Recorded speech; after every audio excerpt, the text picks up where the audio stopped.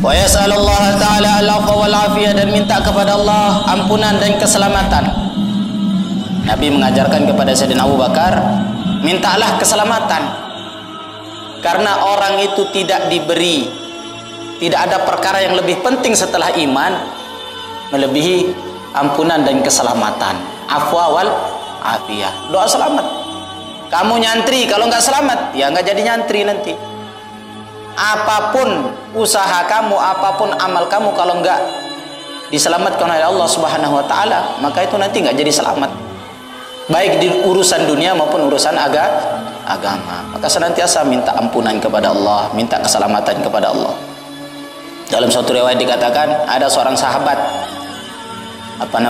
minta sabar. Ya Allah, berikanlah saya kesabaran. Ya Allah, berikanlah saya kesabaran.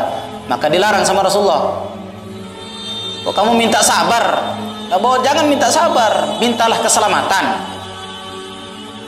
Kamu sehat-sehat, nggak ada bencana, nggak ada bala, kok kamu minta kepada Allah sabar? Maknanya kalau kamu minta kepada Allah sabar, berarti kamu minta kepada Allah supaya kamu diuji dengan kesulitan. Paham? Jangan minta sabar kecuali kamu dalam keadaan mendapatkan bala. Rabbana afrigh alaina sabra. Ketika kamu dalam keadaan mendapatkan bencana, baru boleh minta sabar supaya kita disabarkan oleh Allah Subhanahu wa taala. Dalam keadaan perang, dalam keadaan kesulitan-kesulitan, silahkan minta sabar. Tapi kalau dalam kita biasa-biasa kayak gini, sehat, walafiat, nggak ada bencana, nggak ada apa, minta sabar, berarti maknanya sama saja kamu minta bala itu kepada Allah.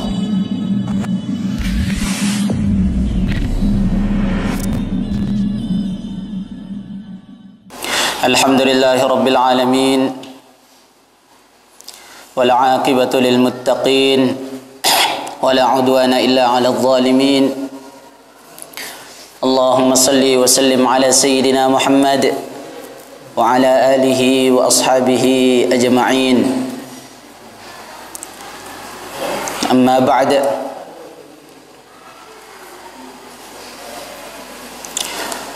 سبحانك لا علم لنا إلا ما علمتنا إنك أنت العليم الحكيم.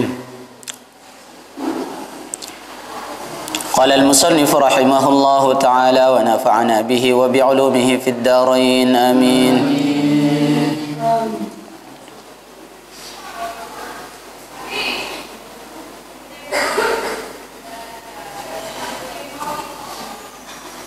فينبغي sejogjanya, hendaklah likulli muslimin, bagi setiap orang muslim, ayyashtaghila, untuk menyibukkan dirinya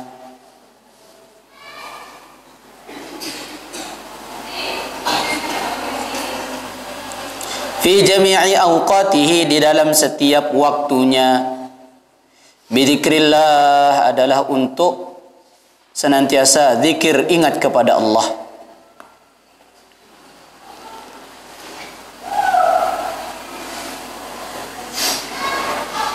Senantiasa mengingat Allah, zikir, mengucapkan Allah, Allah. Nah, ada bisa juga zikir dalam bentuk buat halaqah, membicarakan kebesaran Allah, membuat halaqah zikir, mengucapkan la ilaha illallah. Bisa juga zikir kepada Allah dengan majlis-majlis ta'lim, mengagungkan Allah. Wa du'ai, dan hendaklah bagi seorang muslim untuk senantiasa berdoa. Wa tadarru'i, dan merendahkan diri kepada Allah. Wa qiraatil Qur'an, dan membaca Al-Qur'an. Wassadaqati, dan berderma, bersedekah. Ad-dafi'ati, yang mencegah. Sedekah itu bisa mencegah. Lil bala'i, kepada bencana-bencana.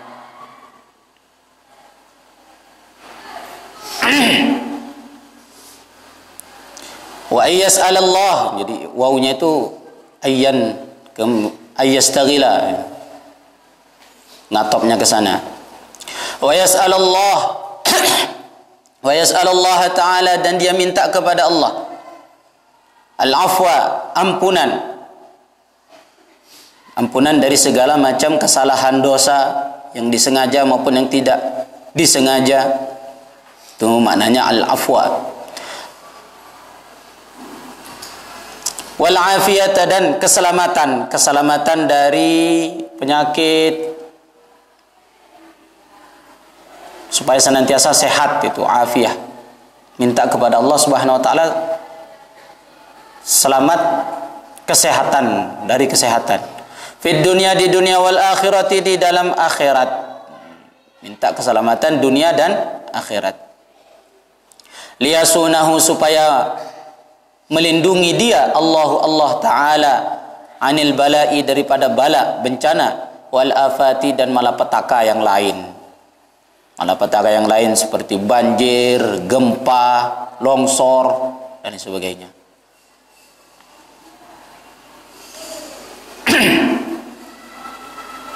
Jadi hendaklah bagi setiap orang muslim untuk senantiasa menyibukkan dirinya di dalam waktu-waktu dia, di dalam seluruh waktu-waktu dia, senantiasa zikir kepada Allah. Kalau enggak zikir, doa. Enggak doa, baca Al-Quran. Terus menyibukkan diri dengan sedekah. Ini semua amalan-amalan yang seperti ini, itu akan melindungi kita dari segala macam-macam bala. Maka para ulama menjelaskan, jadi mumpung kita sekarang di dunia ini masih bisa berbuat amal, berbuat amallah sebanyak-banyaknya. Apapun bentuknya amalan itu, baik sedekah, zikir. Walaupun kamu di atas kasur yang empuk, tapi kalau kamu ingat kepada Allah, zikir kepada Allah, itu pun akan mendatangkan pahala yang besar di sisi Allah. Ini luar biasa zikir itu, fadilahnya zikir. Bahkan dalam Al-Quran dikatakan wala dzikrullahi akbar. Zikir kepada Allah itulah amalan yang akbar, yang paling besar. Sehingga ulama-ulama thariqah mengatakan amalan apa saja tidak dibarengi dengan zikir, maka itu nanti tujuannya dunia. Amalan apa saja, sedekah, kamu gak ingat kepada Allah, nanti sedekah kamu itu niatnya untuk ketenaran, ya, supaya dikatakan dermawan, supaya nanti dipilih ketika pemilu. Ini kalau sedekah itu tidak ingat kepada Allah. Begitu juga sholat. Kalau sholat kamu itu nggak ingat kepada Allah, nanti tujuannya lain. Tujuannya ini, tujuannya itu, supaya dikatakan orang soleh, supaya dikatakan orang baik, macam-macam. Supaya kalau laki-laki dilihat sholat, supaya dilihat sama calon mertuanya itu, oh ini cocok ini dijadikan mantu, soleh insya Allah. Ini kalau sholat itu nggak ingat kepada Allah. Baca Al-Quran juga begitu. Kalau baca Al-Quran kok tidak ingat kepada Allah, nanti tujuannya macam-macam. Supaya dikatakan qari, supaya dikatakan hafiz, supaya dikatakan bagus suaranya, suara emas. Maka ulama ahli zikir mengatakan amalan apa saja tidak dibarengi dengan zikir, nanti itu tujuannya dunia. Senantiasa dibarengi zikir. Kemudian doa. Senantiasa kita sibukkan diri kita, waktu kita dengan doa kepada Allah Subhanahu wa ta'ala. Jadi kalau orang itu diantara tanda, kata ulama ini, diantara tanda orang itu mau celaka itu malas doa. Tapi kalau tanda, diantara tanda kalau orang itu mau jadi orang sukses dunia akhirat, itu senang doa. Saya punya guru itu kalau udah doa itu berjam-jam. Itu bahkan dalam keadaan beliau mau meninggal dunia itu, sore itu sempat beliau itu qunut nazilah. Qunut nazilah sorenya itu waktu asar, qunut panjang itu. Pas maghrib beliau meninggal dunia, itu dalam keadaan puasa lagi. Ya sudah lagi sekarat itu. Bahkan ketika beliau sakit, beliau pergi umroh, ketika datang di hadapan Ka'bah, di depan Ka'bah itu beliau berdoa berjam-jam. Ada ustadz saya yang waktu itu masih muda, sehat, ikut di belakang beliau. Padahal waktu itu dalam keadaan sakit. Tapi karena memang beliau itu senang dengan doa, itu nggak terasa, sakitnya itu nggak terasa. Berjam-jam doa. Kalau kita ini, Rabbana atina fid dunya hasanah wa fil akhirati hasanah, udah lari.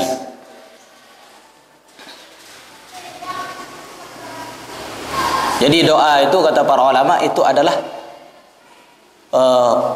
hadiah dari Allah. Orang bisa doa itu juga hadiah dari Allah. Tahu kalau nggak mendapatkan taufik dari Allah untuk doa ya nggak bisa. Senantiasa doa. Wa tadarru' dan merendahkan diri kepada Allah dan membaca Al-Qur'an dan sedekah. Di antara fadilahnya sedekah adalah tudfi'ul bala, adalah menghilangkan bala, mencegah diri kita daripada bala. Banyak sedekah. Sedekah berapa bisanya? 1.500 misal. 1.000 uang kita bisa kita sedekahkan 500. Itu sudah setengah harta kita. Kamu punya harta 5.000, kamu sedekahkan 1.000, itu sudah berapa persen dari harta kamu itu? Kamu punya uang 10.000, kamu sedekahkan 5.000 misalnya, setengahnya itu, maka kamu sedekah, udah bersedekah 50% dari harta kamu. Ada orang punya harta 1 miliar, dia sedekah 10 juta. Mana lebih utama dengan orang punya uang cuma 10.000, dia sedekahkan 5.000-nya? Lebih utama orang yang dia pun cuma punya harta 10.000, dia sedekahkan setengah hartanya. Jadi yang dilihat oleh Allah Subhanahu wa taala itu adalah kesusah payahan kita di dalam amal sedekah. Ya, kita punya cuma 10.000, kalau kita sedekah 10.000 itu berarti sudah setengah harta kita.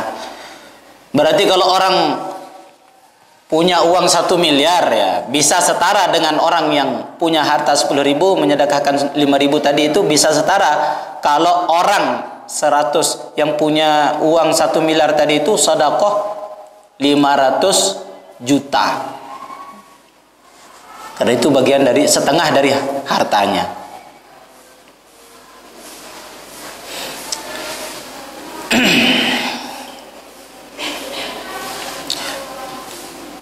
Wa yas'alullah ta'ala al-'afwa wal 'afiyah, dan minta kepada Allah ampunan dan keselamatan. Nabi mengajarkan kepada Sayyidina Abu Bakar, mintalah keselamatan. Karena orang itu tidak ada perkara yang lebih penting setelah iman melebihi ampunan dan keselamatan. Afwa wal 'afiyah. Doa selamat. Kamu nyantri, kalau nggak selamat ya nggak jadi nyantri nanti. Apapun usaha kamu, apapun amal kamu, kalau enggak diselamatkan oleh Allah Subhanahu wa taala, maka itu nanti enggak jadi selamat. Baik di urusan dunia maupun urusan agama. Maka senantiasa minta ampunan kepada Allah, minta keselamatan kepada Allah. Dalam suatu riwayat dikatakan ada seorang sahabat minta sabar. Ya Allah, berikanlah saya kesabaran. Ya Allah, berikanlah saya kesabaran. Maka dilarang sama Rasulullah. Kok kamu minta sabar? Nggak boleh, jangan minta sabar, mintalah keselamatan. Kamu sehat-sehat, nggak ada bencana, nggak ada bala, kok kamu minta kepada Allah sabar? Maknanya kalau kamu minta kepada Allah sabar, berarti kamu minta kepada Allah supaya kamu diuji dengan kesulitan. Paham? Jangan minta sabar, kecuali kamu dalam keadaan mendapatkan bala. Rabbana afrigh alaina sabra. Ketika kamu dalam keadaan mendapatkan bencana, baru boleh minta sabar supaya kita disabarkan oleh Allah Subhanahu wa taala. Dalam keadaan perang, dalam keadaan kesulitan-kesulitan, silahkan minta sabar. Tapi kalau dalam kita biasa-biasa kayak gini, sehat, walafiat, nggak ada bencana, nggak ada apa, minta sabar, berarti maknanya sama saja kamu minta bala itu kepada Allah. Maka mintalah afwa wal afiyah.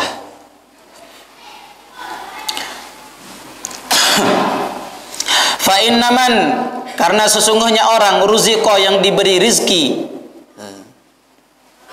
ad-du'a, untuk berdoa.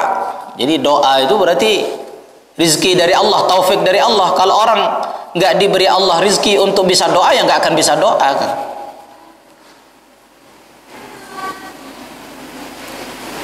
Barang siapa yang dia diberi rezeki, kemampuan oleh Allah Subhanahu wa taala untuk berdoa, lam yuhram, maka tidak akan terhalang dari dia al-ijabatu, ijabah, pengabulan Allah. Karena itu sudah janji Allah. Apa janji Allah? Dalam Al-Quran itu, ud'uni astajib lakum, berdoalah kamu kepada aku, kata Allah Subhanahu wa taala, astajib lakum, maka saya pasti akan mengabulkan doa kamu. Ini janji Allah ini. Kalau kita berdoa pasti akan dikabulkan. Tapi ada santri mengatakan, saya sudah doa Ustaz, sering doa, uang saya hilang, saya doa biar uang saya itu kembali lagi, tapi nggak kembali-kembali. Katanya doa itu akan dikabulkan. Iya. Nah, tapi bentuk pengabulan Allah itu nggak seperti apa yang kita kira, nggak seperti perkiraan kita, perhitungannya kita. Tapi pasti Allah Subhanahu wa taala akan kabulkan doa kita. Tapi bentuk pengabulannya itu ya terserah Allah. Bisa jadi Allah kabulkan itu doa kamu itu diberikan yang lain, misalnya diberikan kesehatan, ya kan, diberikan kebahagiaan yang lain. Misal uang kamu hilang, tapi kan nanti kamu akan mendapatkan kebahagiaan dari segi lain. Misalnya dapat kiriman macam-macam, tiba-tiba ada kiriman baju dan sebagainya yang mungkin harganya itu melebihi daripada uang yang hilang itu. Jadi yang kita pikirkan itu bukan hanya bagaimana doa kita ini dikabulkan oleh Allah sesuai keinginan kita, jangan. Paham? Tapi tugas kita itu hanya berdoa terus saja kepada Allah. Kenapa? Karena doa itu adalah ibadah. Ad-du'a mukhul ibadah. Enggak ada rugi bagi orang yang berdoa. Enggak ada ruginya orang yang berdoa. Kemudian yang kedua, kita hadirkan husnudzon, berbaik sangka kepada Allah. Berbaik sangka kepada Allah. Saya sudah berdoa, insyaallah. Yang penting kan saya tunaikan perintah Allah. Saya disuruh berdoa oleh Allah, ya saya berdoa. Jadi doa itu adalah usaha yang diperintahkan oleh Allah Subhanahu wa taala. Jadi doa itu bukan hanya perantara untuk mendapatkan keinginan kita, tidak. Maka terus doa. Sebagaimana yang dikatakan oleh Syekh Abdul Wahab Asy-Sya'rani. Beliau mengatakan, jadi doa itu sendiri, kata beliau, orang sudah bisa doa itu sudah luar biasa tuh. Itu pemberian Allah yang luar biasa. Jangan yang kamu pikirkan itu hajat kamu biar ditunaikan oleh Allah Subhanahu wa taala. Karena orang itu bisa doa itu maknanya dia bisa menghadap langsung kepada Allah. Maka kalau orang itu tidak diberi taufik oleh Allah untuk bisa menghadap kepada Allah, ya nggak bisa. Doa terus doa. Itulah sebaik-baiknya usaha. Ada orang bilang doa saja nggak usaha, ya percuma. Ya sebaik-baik usaha itu adalah doa. Doa itu adalah usaha. Usaha minta kepada Allah Subhanahu wa taala.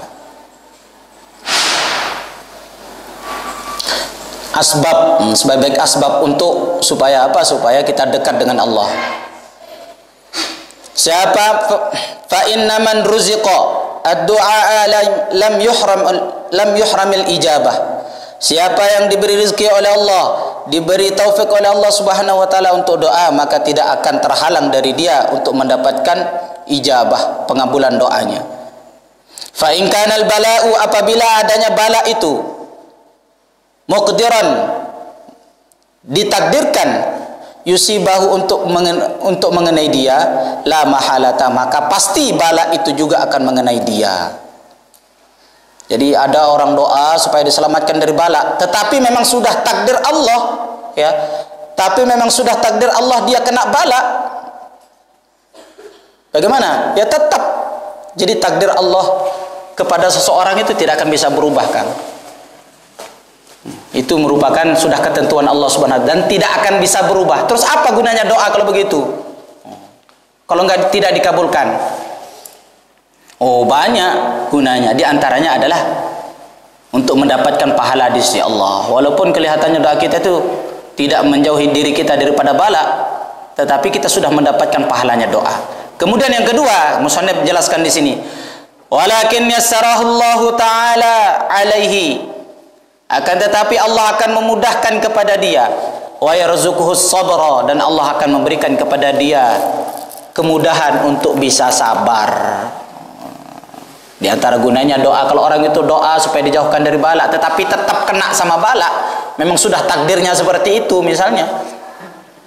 Tetapi dengan sebab barokahnya doa, ya, Allah Subhanahu wa taala akan mudahkan dia di dalam mendapatkan bala itu, sehingga dia mudah menjadi orang yang sabar. Apa sabar itu? Tabah. Sehingga dia nggak merasakan bala. Dan dengan bala itu akan meninggikan derajat dia di sisi Allah Subhanahu wa taala. Bahkan dalam satu hadis dikatakan, asyaddun nasi bala'an al-anbiya, orang yang paling banyak ujiannya itu, orang paling banyak balaknya itu adalah para nabi. Itu summal amsal, kemudian orang-orang setelah mereka, orang-orang yang tinggi derajatnya setelah para nabi.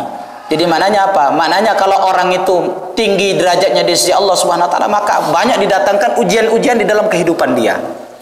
Maka kamu jangan ngeluh di pesantren. Oh, pesantren kok banyak sekali ujiannya. Udah, saya mau pulang aja.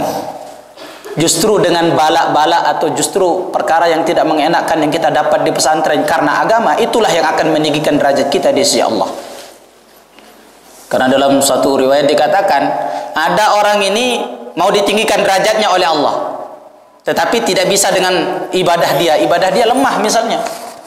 Kayak kita ini tahajud baru 4 rakaat aja sudah lemas-lemas ngantuk. Bagaimana mau tinggi derajatnya di sisi Allah Subhanahu wa taala? Maka di antara caranya supaya Allah meninggikan derajat kamu yang lebih tinggi lagi misalnya, maka Allah Subhanahu wa taala datangkan bala itu untuk meninggikan derajat kamu. Nah, maka dia bisa sabar. Kalau sudah mendapatkan bala, bencana yang begitu besar misalnya, tapi dia diberikan oleh Allah Subhanahu wa taala dalam hatinya ketabahan. Nah, kalau sudah tabah ya kan, nggak merasakan itu bala itu, biasa-biasa saja. Bi barakatid doa, dengan sebab doa, dengan sebab barakah doanya. Allahumma illa. Jadi ini gaya bahasanya orang Arab itu. Maksudnya di sini adalah kecuali. Biasanya kalau orang Arab bilang cepat, ya Allah katanya. Ya Allah. Misalnya suruh santri masuk, cepat masuk. Kalau orang Arab bilang ya Allah gitu. Apa maksudnya ya Allah? Ya maksudnya cepat gitu. Nah, sama di sini Allahumma illa, kecuali. Ini kembali ke awal kemarin, yaitu keharaman belajar ilmu nujum, perbintangan. Illa idza ta'allama, kecuali apabila dia belajar minan nujumi, daripada ilmu nujum, qadra ma ya'rifu, seukuran dia mengetahui, bihi, dengan sebab ilmu nujum itu al-qiblata, arah kiblat. Dibolehkan. Jadi ada batasan-batasan ilmu nujum yang boleh dipelajari, yaitu sekedar untuk mengetahui arah kiblat. Itu ada perhitungannya, berapa derajat dari arah barat misalnya. Itu ada perhitungannya. Atau kebiasaan orang-orang dari dulu turun menurun untuk menentukan arah kiblat, ini buat masjid ini. Terus bagaimana caranya kita menentukan kiblatnya? Maka ada tradisi orang-orang dahulu, mungkin ini kalau tanggal segini, bulan segini, kamu lihat di atas itu. Kalau kelihatan bintang ini di bagian barat, maka lihatlah bintang ini. Mana arah bintang itu, itulah kiblat. Nah, kalau yang seperti ini dibolehkan. Karena untuk menentukan arah kiblat, supaya kita ini mudah untuk menghadap kepada Allah. Sholat dengan menghadap kiblat. Atau mudahnya, kalau ilmunya Syekh Nawawi Al-Bantani, terkenal seorang ulama besar, bukan kiprahnya nasional tapi internasional, di Mekah dulu beliau ngajar, terkenal, sampai karangan tafsirnya ada, termasuk kitab-kitabnya beliau yang kecil-kecil itu juga dipelajari di pondok kita, Tijan Ad-Darari, Qatrul Ghais itu. kitabnya beliau. Nah, kalau menurut kaidahnya beliau untuk menentukan arah kiblat itu begini. Udah, kalau di Indonesia itu kamu berdiri di tanah lapang, mana arah barat itu sudah lurus arah barat, terus miring sedikit ke arah utara, itulah kiblat. Kalau di Indonesia, ini kalau di lapangan ya, mana arah barat, misalnya kamu lihat kompas sekarang mana arah barat, nah pas lurus barat tadi miring sedikit ke arah utara, nah itulah kiblat, itulah arah Ka'bah. Itu kalau menurut pendapatnya Imam Nawawi Al-Bantani. Tapi masalahnya sekarang ini di masjid-masjid sudah pas masjid itu arahnya arah kiblat.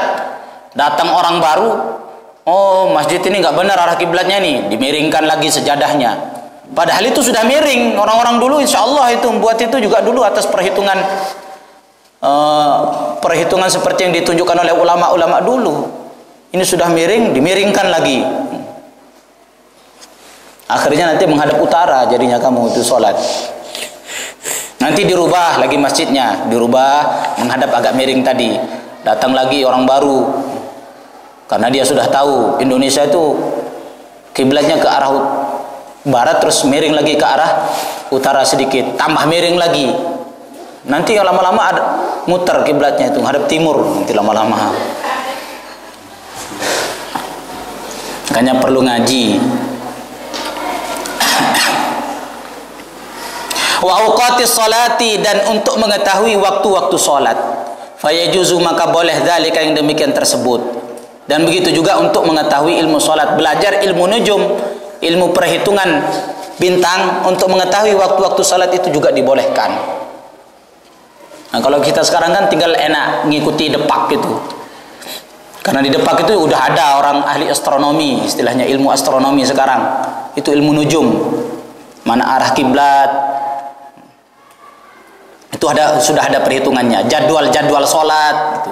Jam segini itu sudah ada perhitungannya. Dan dalam setahun itu kan berubah-berubah waktunya. Memang seperti itu perjalanan bintang, perjalanan bulan itu kan di dalam setiap tahun itu kan berbeda-beda. Maka kalau kamu melihat jadwal sholat, nah itu insya Allah sudah pas itu, karena sudah dihitung oleh pemerintah, orang-orang depak itu, orang-orang ahli astronomi di sana. Menentukan arah kiblat, menentukan datangnya Ramadan.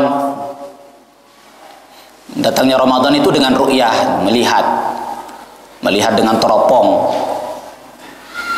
Pakai hitungan juga, dihitung juga. Oh sekarang ini ada bulan. Bahkan ada teman saya dulu ahli di dalam masalah ini, ilmu falak namanya. Ini juga bagian daripada ilmu nujum. Dia mempelajari ilmu falak. Dia tahu nih, tanggal segini, bulan segini nanti akan terjadi gerhana. Jadi 1 bulan sebelum terjadi gerhana itu sudah tahu dia, sudah dikasih tahu kita. Besok akan terjadi gerhana matahari, besok akan terjadi gerhana bulan. Nah itu dihitung dari ilmu falak gitu. Untuk mengetahui waktu sholat, perjalanan bulan, perjalanan bintang, perjalanan matahari. Sebatas itu dibolehkan. Tapi kalau lebih mendalam lagi sehingga menghitung takdirnya orang, nah itu hukumnya adalah haram. Karena itu menyebabkan orang itu nggak yakin lagi kepada takdirnya Allah Subhanahu wa taala. Wallahu taala alam. Taqra.